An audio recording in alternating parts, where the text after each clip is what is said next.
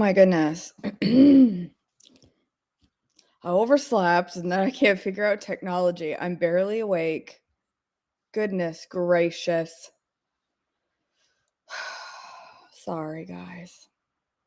Oh, happy birthday to your dad, Tammy. Yeah, no, I legit hit stop on the alarm. And I always do that. And I get up 2 minutes after the alarm goes off and I get moving.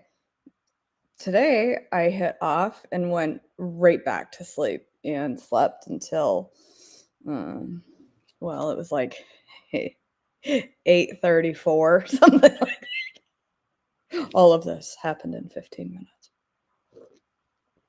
So, my apologies for being late this morning.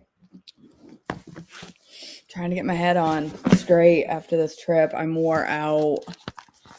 We are, Shirley. We have our favorite coffee mugs going today. I'm having a hard time drinking it because I have a great big fat lip and it's so sore. Oh, I'm wore out, Susan. And I have so much I got to get done today, so I need to get my act together. All right, we're on November 1st. Jesus prays in Gethsemane, John 18, 1-2. After saying these things, Jesus crossed the Kidron Valley with his disciples and entered a grove of olive trees. Judas, the betrayer, knew this place because Jesus had often gone there with his disciples.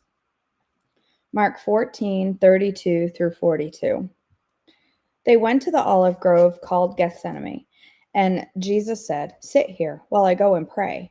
He took Peter, James, and John with him, and he became deeply troubled and distressed. He told them, "My soul is crushed with grief to the point of death. Stay here and keep watch with me." He went on a little further and fell to the ground. He prayed that, if it were possible, the awful hour awaiting him might pass him by. "Abba, Father," he cried out, "everything is possible for you. Please take this cup of suffering away from me. Yet I want your will to be done, not mine." Then he returned and found the disciples asleep. He said to Peter, "Simon, are you asleep? Couldn't you watch with me even 1 hour? Keep watch and pray, so that you will not give into temptation. For the spirit is willing, but the body is weak." Then Jesus left them again and prayed the same prayer as before. When he returned to them again, he prayed and found them sleeping, for they couldn't keep their eyes open, and they didn't know what to say. When he returned to them a third time, he said, "Go ahead and sleep. Have your rest. But no, the time has come. The Son of Man is betrayed into the hands of sinners. Up, let's be going. Look, the betrayer is here. My betrayer is here." Matthew 26:36-46. Then Jesus went with them to the olive grove called Gethsemane, and he said, "Sit here while I go over there to pray." He took Peter and Zebedee's two sons, James and John, and he became anguished and distressed. He told them, "My soul is crushed with grief to the point of death. Stay here and keep watch with me." He went on a little farther and bowed with his face to the ground, praying, "My Father, if it is possible, let this cup of suffering be taken away from me. Yet I want your will to be done, not mine." Then he returned to the disciples and found them asleep. He said to Peter, "Couldn't you watch with me even 1 hour? Keep watch and pray, so that you will not give in to temptation. For the spirit is willing, but the body is weak." Then Jesus left them a second time and prayed, "My Father, if this cup cannot be taken away unless I drink it, your will be done." When he returned to them again, he found them sleeping, and they couldn't keep their eyes open. So he went to pray a third time, saying the same things again. Then he came to the disciples and said, "Go ahead and sleep. Have your rest. But look, the time has come. The Son of Man is betrayed into the hands of sinners. Up, let's be going. Look, my betrayer is here." Luke 22:39-46. Then, hold. Oh, sorry. Then, accompanied by the disciples, Jesus left the upstairs room and went to the usual Mount of Olives. There he told them, "Pray that you will not give in to temptation." He walked away about a stone's throw and knelt down and prayed, "Father, if you are willing, please take this cup of suffering away from me. Yet I want your will to be done, not mine." Then an angel from heaven appeared and strengthened him. He prayed more fervently. He was in such agony of spirit that his sweat fell to the ground like great drops of blood. At last he stood up again and returned to the disciples, only to find them asleep, exhausted from grief. "Why are you sleeping?" he asked them. "Get up and pray, so that you will not give in to temptation."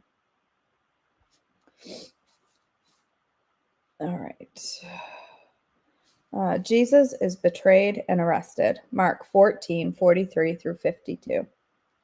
And immediately, even as Jesus said this, Judas, one of the 12 disciples, arrived with a crowd of men armed with swords and clubs. They had been sent by the leading priests and teachers of religious law and the elders. The traitor, Judas, had given them a prearranged signal. "You will know which one to arrest when I greet him with a kiss. Then you can take him away under guard." As soon as they arrived, Judas walked up to Jesus. "Rabbi," he exclaimed, and gave him the kiss. Then the others grabbed Jesus and arrested him. But one of the men with Jesus pulled out a sword and struck the high priest's slave,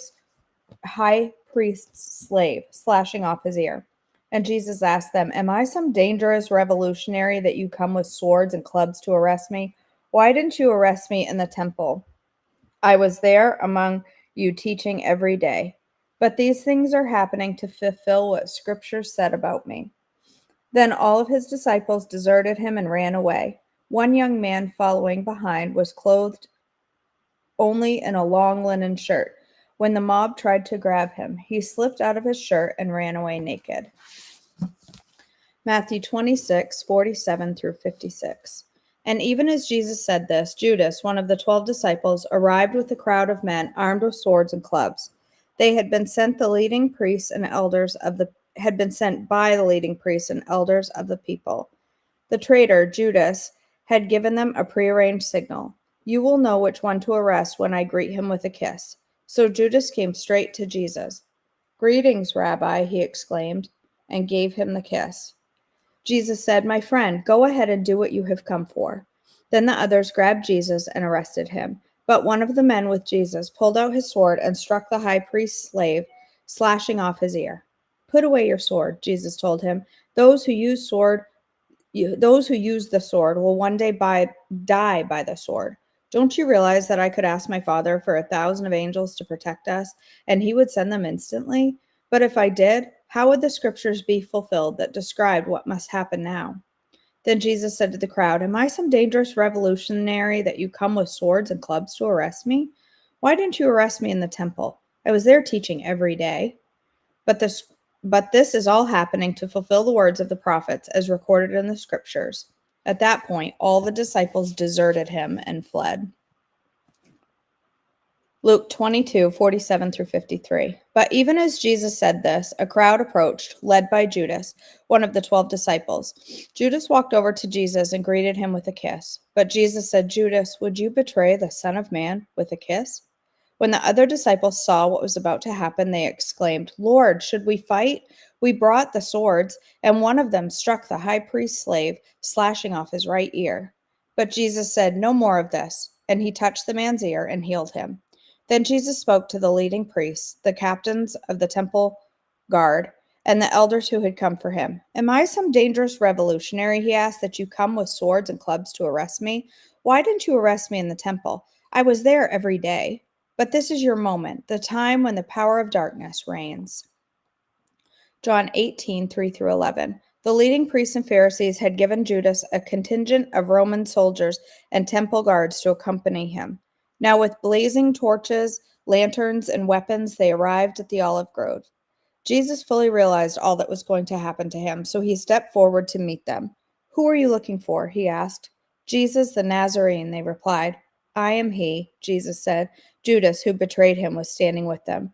As Jesus said, "I am he," they all drew back and fell to the ground. Once more he asked, "Who are you looking for?" And again they replied, "Jesus the Nazarene." "I told you, I am he," Jesus said. And since I am the one you want, let these others go." He did this to fulfill his own statement, "I did not lose a single one of those you have given me." Then Simon Peter drew a sword and slashed off the right ear of Malchus, the high priest's slave. But Jesus said to Peter, "Put your sword back into its sheath. Shall I not drink from the cup of suffering the Father has given me?" Annas questions Jesus, John 18:12 through 14. So the soldiers and their accompanying officer and the temple guards arrested Jesus and tied him up. First, they took him to Annas, since he was the father-in-law of Caiaphas, the high priest at the time. Caiaphas was the one who had told the other Jewish leaders, "It's better that one man should die for the people." Peter's first denial, John 18:15 through 18. Simon Peter followed Jesus, as did another of the disciples. That other disciple was acquainted with the high priest, so he was allowed to enter the high priest's courtyard with Jesus. Peter had to stay outside the gate. Then the disciples who knew the high priest spoke to the woman watching at the gate, and she let Peter in. The woman asked Peter, "You're not one of that man's disciples, are you?" "No," he said, "I am not." Because it was cold, the household servants and guards had made a charcoal fire. They stood around it warming themselves, and Peter stood with them, warming himself. The high priest questions Jesus, John 18:19 through 24. Inside, the high priest began asking Jesus about his followers and what he had been teaching them. Jesus replied, "Everyone knows what I teach. I have preached regularly in the synagogues and the temple, where the people gather. I have not spoken in secret. Why are you asking me this question? Ask those who heard me. They know what I said." Then one of the temple guards standing nearby slapped Jesus across the face. "Is that the way you answer the high priest?" he demanded. Jesus replied, "If I said anything wrong, you must prove it. But if I am speaking the truth, why are you beating me?" Then Annas bound Jesus and sent him to Caiaphas, the high priest. All right. Okay. My eye is weepy. We are on to page 117, about halfway down of our book, Good Words. I do have another book that we're going to do after we finish this one, which isn't very far from now. I have to let you know what it is. I got to go find it. It's upstairs in a pile on my desk. I got to go dig it out. All right. I was in college and living at home on the northern edge of the Minneapolis metro area. I had gone to see a play at a theater on the opposite end of the city. John, the adult leader for my youth group, was in it. It turned out to be a long play. It ended late, and by the time I was done visiting with others who had attended and began heading home, it was well after midnight.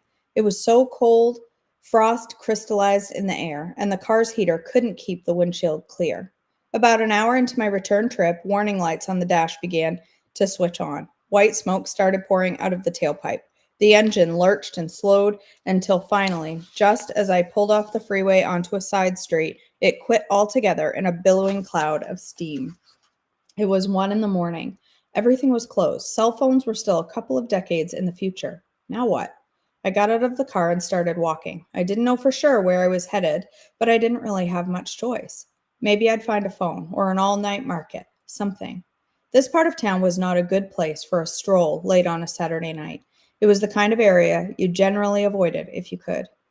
The condensation from my breath froze into miniature icicles dangling from my mustache. It was often the case, as is often the case in glacial Minnesota winter nights, the icy snow groaned and creaked underfoot. Cold stars winked their indifference in the sharply bitter air. After a few blocks, I came to a nondescript building with a small red neon sign in the window flashing open. Finally, if they were open at this time of night, I reasoned surely they would have a phone I could borrow. When I got closer, I could better make out the sign identifying.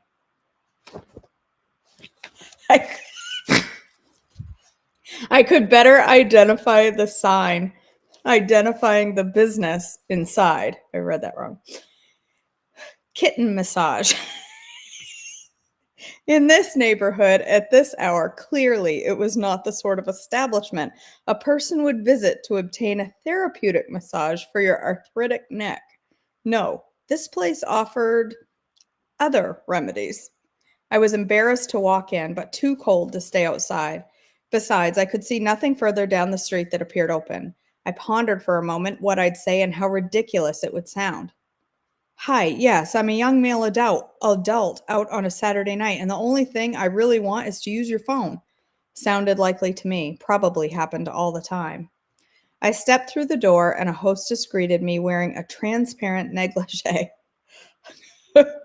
Across from her little desk, a middle-aged man sporting a bit of a paunch sat on the couch in his underwear. He held a drink in his hand, and two scantily clad women on either side of him appeared totally absorbed in what he was saying. Everyone looked up at me. I tried not to stare too closely at the hostess and instead focused on the red velvet-covered walls. "Cold out there?" asked the underwear man. "These girls will help you get warm." Thanks. No, I need you to do something for me." "First time?" asked the underwear man. "Wait, no, not that." "Not what?" asked the hostess. Suddenly, my face no longer felt cold at all. It felt so flushed, it could have lit the room all on its own. I need to use your phone. My car broke down, and I need to call someone to get me." "You sure you're not a cop?" asked one of the underwear man's companions. "No, no, I just need help with my car." The hostess smiled at my obvious discomfort and handed me the phone. I called my dad, apologized for waking him up, and tried to explain through the fog of his interrupted sleep exactly where I was and precisely why I needed him to pick me up at a place called Kitten Massage. And I wouldn't he mind coming as soon as possible? I hung up and stood uncomfortably for what seemed like forever, trying not to look anywhere, trying not to see anything, waiting for my dad. He finally got there, and as I got into the car, he just kind of raised an eyebrow and then laughed. "You come across any kittens?" "No, well, yes, wait, no, not that kind. Can we just go home?" We left the car where it sat for the night and drove home. The next day, we returned to retrieve the car. We towed it home and parked it in the garage. It took my dad months to fix it. He had to put most of a new engine in it, and I'm not sure the car was ever quite again the same for the experience. Neither was I. One brutally raw winter night, my dad rolled out of his warm bed and stepped into the cold to get me. He came for me when I couldn't get to him, my dad, on whom I knew I could count. It was a moment of being claimed. And to this day, I remember that night because in the arrival of my dad, a moment of panic and anxiety became a moment of rescue and love and claiming. And here's the thing, Jesus claims me too, and you. That's what he means when that's what it means when someone says Jesus loves you. It means Jesus claims you. That's why it's such a good word. Jesus gave himself for you, and every single day without fail, he continues to offer himself to you and stake his claim. He claims you and all the realities of your heart. He claims you in your anxiety, in your boredom, in your loneliness, in your craziness. He claims you in your unclaimableness and in the reality behind every single mask you wear. The truth about being claimed by Jesus is that it's never contingent on your claim worthiness. If it were, you could never rest secure in its reality, in its durable, eternal certainty, because then you would always be only one mistake, only one bad hair day, only one massage parlor removed from being unclaimed. All right, I think I'm going to stop right there.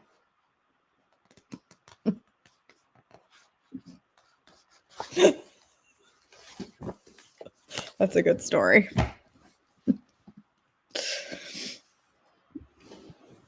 All right.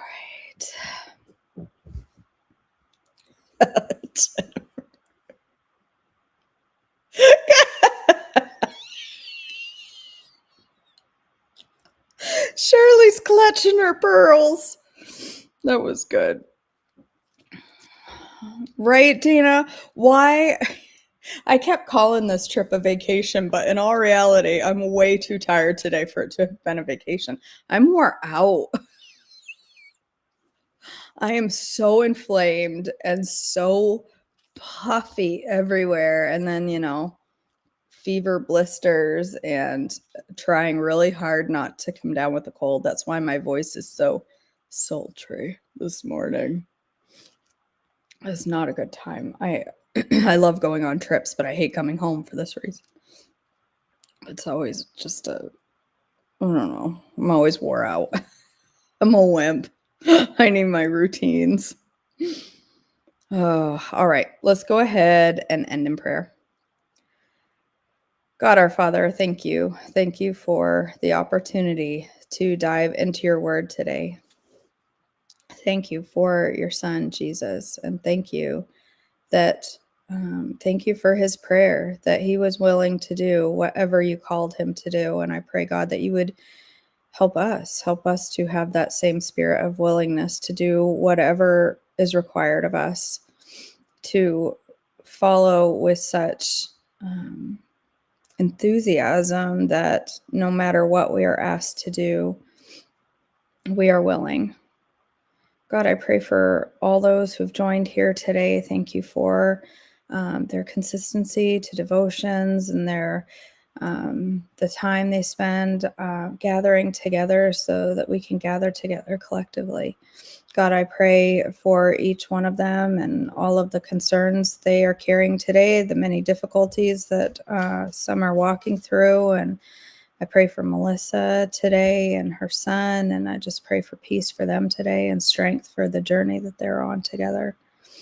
God, I pray as we go through our day, help us to honor you with everything that we do, with not just our words, but our actions, our food choices, our choices, and how we handle our finances, just everything that you've given us to be stewards of. Help us to honor you with those things. In your precious name I pray. Amen. All right, sweet friends. Right, Jennifer. Yes, Karen, there is. There is a great inflammation course coming on Monday. Having pain in left leg around knee. I go to the doctor appointment on Wednesday. We will definitely keep you in prayer, Susan. All right, my friends. I know I said I would cook breakfast this morning, and I'm still considering it. But I just woke up. I have to think. You have to give me a minute to think if I can think of anything to cook or if I need to take one more day off. I don't have any idea what to cook. Honestly, whatever it is has to be ridiculously simple and uncomplicated because that's all my brain can handle this morning is ridiculously simple and uncomplicated. So hopefully I'll try to go live for breakfast if you can give me some time to figure my life out. And to fix this, whatever this is not a good look. I know, toast. Look, multiple people saying toast. I don't know. I have to go watch the course, Andrea. I don't know what to eat when you're feeling inflamed. Just kidding. I don't have any cantaloupe, Faith. I don't have any fruit. I have apples and a banana that I brought from Tennessee. I have a Tennessee banana. I have a leftover hotel banana that I brought with me all the way from Tennessee. It's a country banana. All right. I love you guys. Thanks for joining me this morning. Hopefully, maybe, possibly, potentially, I'll see you for breakfast. And if not, I'll see you tomorrow. I love you guys.